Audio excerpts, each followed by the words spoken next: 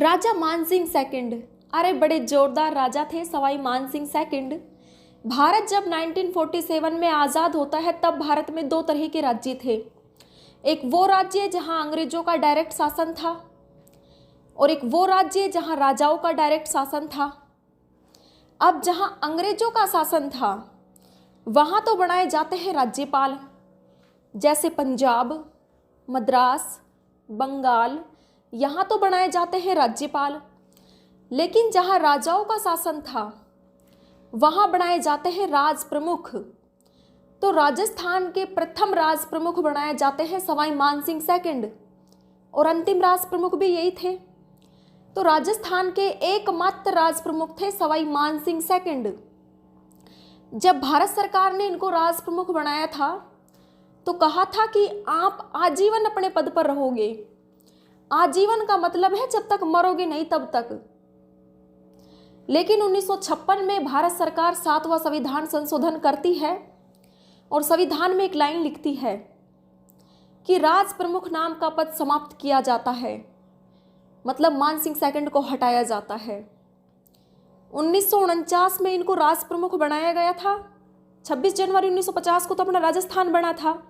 1949 में जब जयपुर को राजस्थान में मिलाया था तब इनको राज प्रमुख बनाया गया था।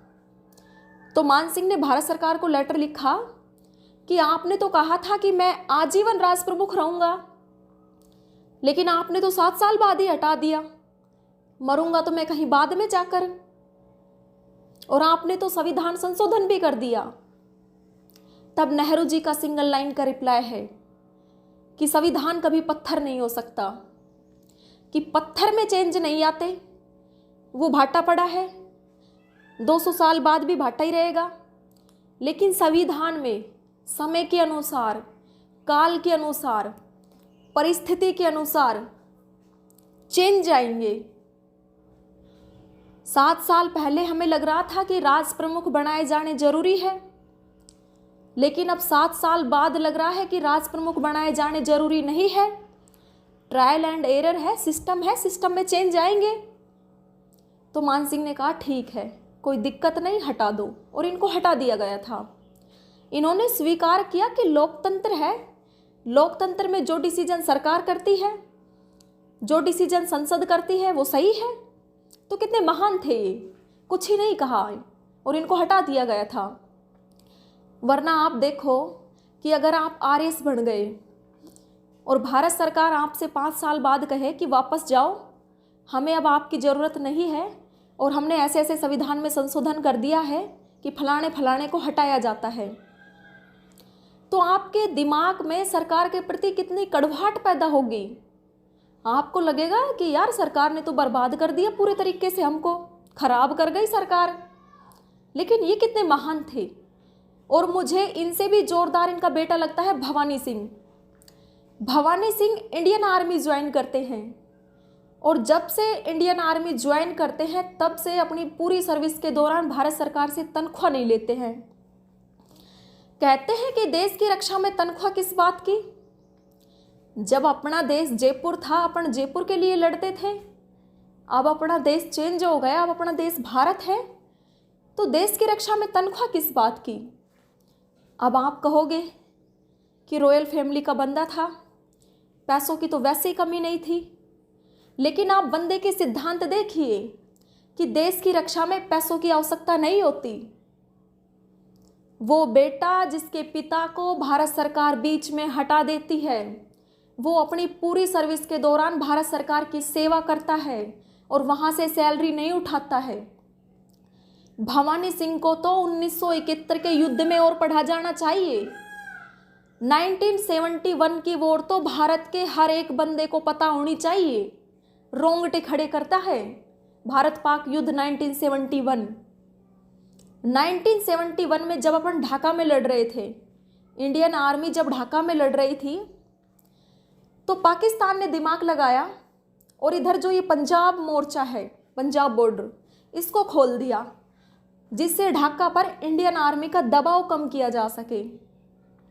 इधर अपने जैसलमेर बॉर्डर पर पोस्टिंग थी भवानी सिंह की। भवानी सिंह को जब पता चला कि पाकिस्तान ने पंजाब बॉर्डर खोल दिया, तो इन्होंने खुद ने ही जैसलमेर बॉर्डर खोल दिया कि निर्णय भारत सरकार बाद में करती रहेगी जो करेगी, तुम तो ये जैसलमेर बॉर्डर खोलो। और जैसे ही इन्होंने जैसलमेर बॉर्डर खोला, पाकिस्तान के छाछरों पर कब्जा कर लिया। छाछरों पाकिस्तान के सिंध प्रांत का एक जिला है।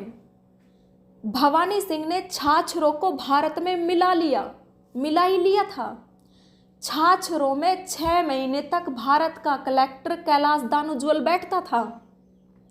वो तो जब अपन 1972 में शिमला समझौता करते हैं तब छाछरों वापस दिया था पाकिस्तान को। अपन ने गुडविल दिखाने के लिए पाकिस्तान की जिस जिस जगह पर कब्जे किए थे वो वापस दे दी। इंदिरा गांधी और जुल्फिकार अली भुट्टो के मध्य समझौता होता है। जुल्फिकार अली भुट्टो बातचीत करने में इतने तेज थे कि अपनी नवयुवती बेटी बेंजामिन भुट्टो जो साथ में आई थी उनसे कहते हैं कि भारत सेना से जीता है लेकिन कागज़ों में हार गया, कि भारत सेना से जीत जाएगा लेकिन कागज़ों में तो बातचीत मैं करूँगा ना, क्या करनी है। और वास्तव में भुट्टो अपने को सल्टा गया और जिन जिन जगहों पर हमने कब्जे किए थे उनको वापस ले लेता है। वरना हम उस दिन कह देते कि नहीं देंगे, तेरे जी में आए तू वो कर, और कुछ ही नहीं करता पाकिस्तान। अरे 2 घंटे के अंदर तो अपना ढाका पर कब्जा था। फिर और आज भी जब अपने छाछरों पर जब कब्जा था तो वहाँ कैलाश दानुज्वल बैठते थे, तो वहाँ कार्यालय के बाहर एक प्लेट लगाई जाती है, जिला कलेक्टर कैलाश दानुज्वल, जिला छाछरों।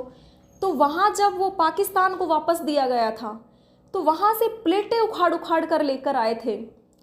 वो प्लेटें आज भी अपने म्यूज़ियम में रखी है, जो याद दिलाती है कि 1971 में अपन ने 6 महीने तक छाछरों पर कब्जा किया था।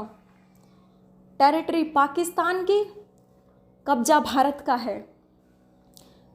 और मुझे तो ये लगता है कि राजस्थान का जो ये 1971 का जो युद्ध है, ये तो इसलिए भी पढ़ा जाना ज़रूरी है कि अपने राजस्थान का ही जीता हुआ है।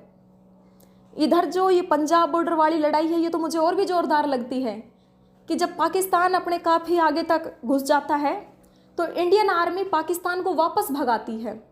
तो जहाँ तक पाकिस्तान आ गया था उसने अपनी लैंड माइन बिछा दी कि जैसे ही कोई भारत का टैंक इनके ऊपर से गुजरेगा फट जाएगा।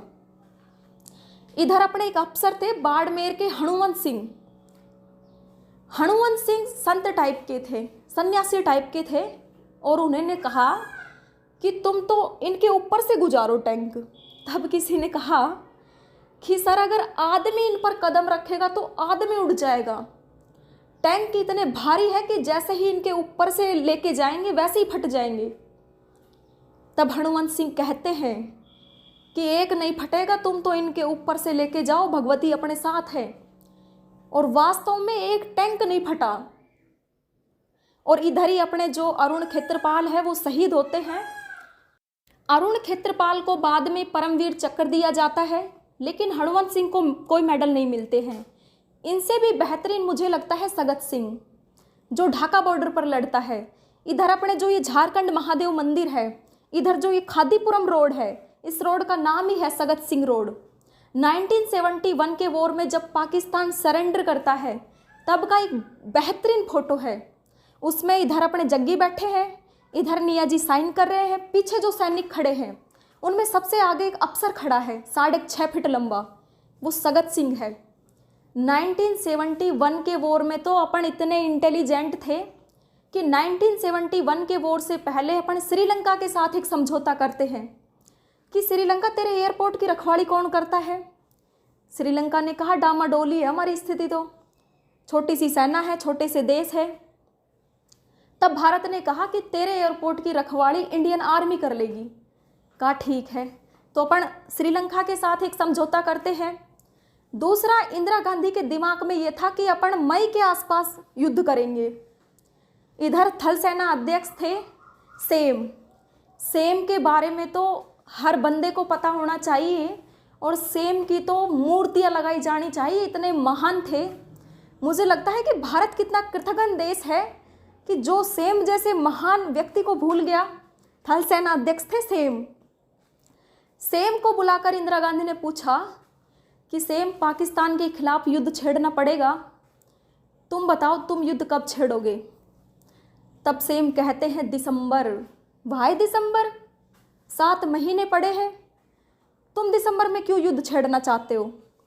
तब सेम कहते हैं दिसंबर में बर्फ़ पड़ेगी और हिमालय बर्फ़ से ढक जाएगा, तब चाइना का आक्रमण का खतरा समाप्त हो जाएगा। जब दिसंबर में इतनी भयंकर बर्फ़ पड़ेगी तो चाइना चाहकर भी अपने इधर कदम नहीं बढ़ा पाएगा, वरना अब करेंगे तो चाइना पाकिस्तान की मदद करने के लिए आएगा और दिसंबर में युद्ध करेंगे और कोई मोर्चा खोलने ही नहीं देंगे और इधर अपने पाकिस्तान को अकेले ही ठोक लेंगे। इंदिरा गांधी ने कहा कि तुम क्लियर हो इसमें। हाँ मैडम, मैं बिल्कुल क्लियर हूँ। कितना टाइम लगेगा। तब सेम कहते हैं 15 दिन। 15 दिन में पाकिस्तान तबाह है, आप चाहो तो पूरे पाकिस्तान पर कब्जा कर लेंगे। और एग्जैक्टली वो 15 दिन का ही टाइम है। 3 दिसंबर को अपन युद्ध में शामिल होते हैं, 1-2 दिसंबर को तो अपन शुरू छोटी मोटी फायरिंग होती है, लेकिन 3 दिसंबर को बिल्कुल शामिल हो जाते हैं और 16 दिसंबर को अपना ढाका पर कब्जा। तो सेम कितने महान हैं। इधर पूर्व की साइड में एक लेफ्टिनेंट जनरल थे जगजीत सिंह अरोड़ा, अरुणाचल प्रदेश में उनकी पोस्टिंग थी। उन्होंने अपने जूनियर सगत सिंह से कहा कि तुम इतने इतने बजे मेघना नदी पर पहुंच जाना।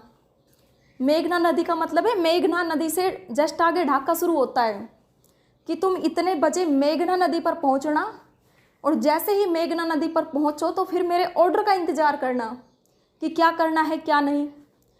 अब जो जग्गी ने टाइम दिया था मेघना नदी पर पहुंचने का, सगत सिंह वहाँ 2 घंटे पहले पहुँच गए। तो सैनिकों ने कहा कि सर अब तो 2 घंटे इंतज़ार करना पड़ेगा। सगत सिंह ने कहा कि तुम तो क्रॉस करो, और उन्होंने मेघना नदी क्रॉस कर ली और 2 घंटे के अंदर ढाका पर कब्जा। ढाका यूनिवर्सिटी की लड़कियां क्या बावड़ी हुई थी, भारतीय सैनिकों के गले लग लग कर इतने किस किए थे। इधर जब जग्गी को पता चला कि इन्होंने ढाका पर कब्जा कर लिया तो सगत सिंह को फ़ोन किया कि तुम मेरे बिना ऑर्डर के कैसे घुस गए और वापस आओ। तब सगत सिंह कहते हैं कि वापस तो इंडियन आर्मी मेरी लाश से ही आएगी, वरना दूसरी शर्त यह है कि अगर प्रधानमंत्री कह दे तो। तब जग्गी कहते हैं मैं तुम्हारा सीनियर हूँ, तुम मेरे जूनियर हो और वापस आओ।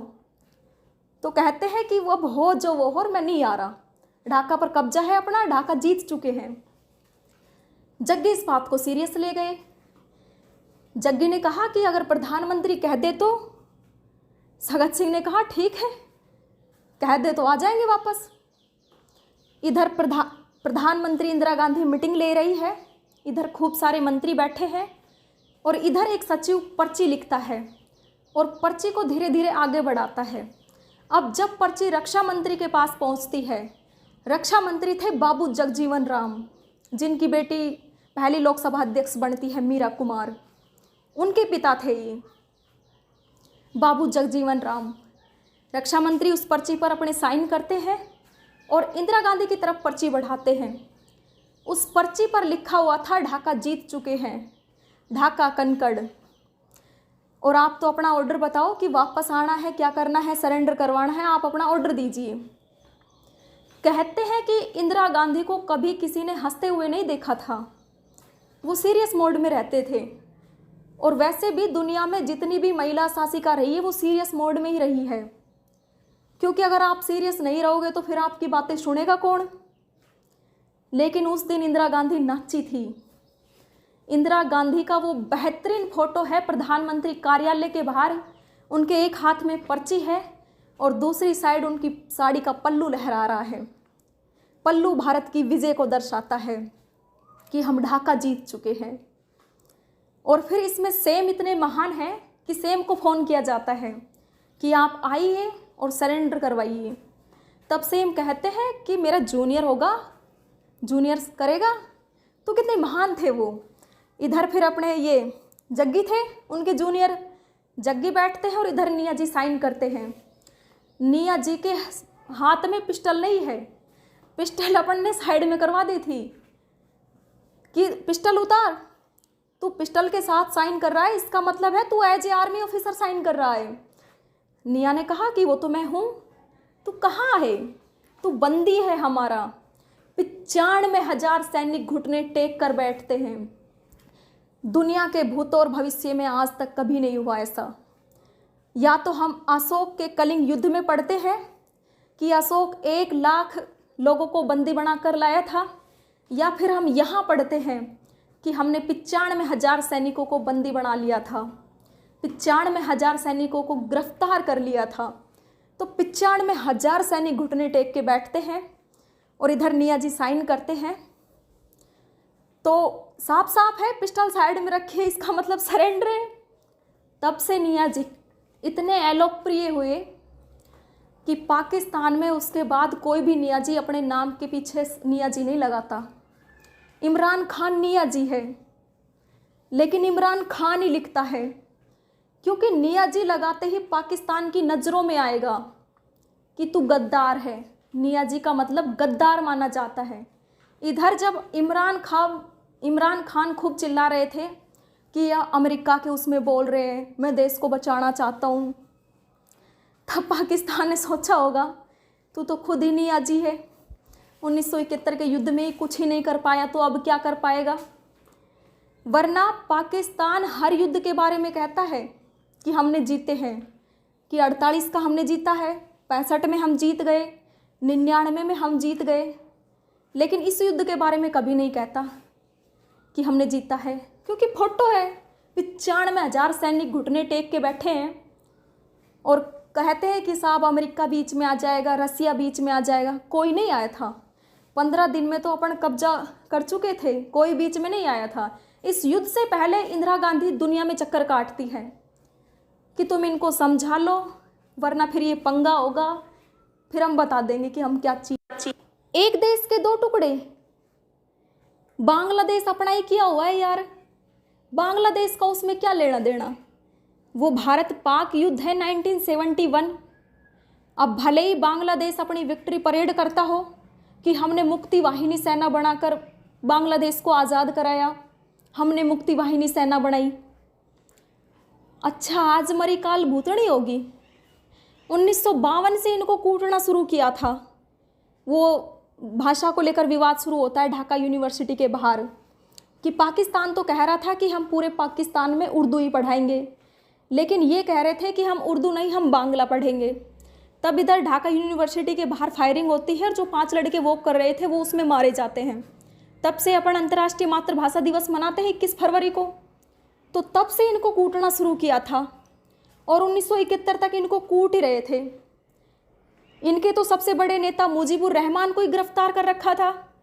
तुम सरकार में आ गए, लेकिन फिर भी पाकिस्तान के जो जी में आ रहा था वो कर रहा था। दब से तो तुमसे कुछ हुआ नहीं। और इधर तो जो इधर पाकिस्तान का अफसर था टिक्का खान, बलूचिस्तान का कसाई, इधर जब उसकी पोस्टिंग बांग्लादेश में की जाती है तो उसने तो बांग्लादेश के एक एक को निकालकर बाहर इतना बुरा मारा था जिसकी कोई हद नहीं है। पाकिस्तान के सिपाहियों ने बांग्लादेश की महिलाओं के साथ इतने बलात्कार किए जितने 70 साल में दुनिया में टोटल मिलाकर नहीं हुए होंगे। इधर बंगाली बेचारे इंडिया आ रहे थे, तब लगा कि दिक्कत होगी, फिर अपन अपनी पूरी इंडियन आर्मी उतारते हैं ढाका के अंदर। 1971 के वॉर में तो अपनी एक एक चाल इतनी सटीक बैठती है कि जैसे ही युद्ध शुरू हुआ हमने कहा कि पाकिस्तान का कोई भी जहाज हमारी एयर बाउंड्री से नहीं जाएगा, हमारी वायु सीमा से नहीं जाने देंगे। तो अब पाकिस्तान का जहाज ईरान से होते हुए श्रीलंका से जाता फिर बांग्लादेश। अब श्रीलंका के एयरपोर्ट की रखवाली कौन कर रहा है? हम। तो हमारे पास एक एक सूचना थी कि कितने जहाज गए, कितने सैनिक गए, कितने हथियार गए, कब उठे कब सोए, सब पता था हमें। 1971 के वॉर में तो अपन हर दृष्टि से, हर रणनीति से, हर सामरिक से बेहतरीन थे।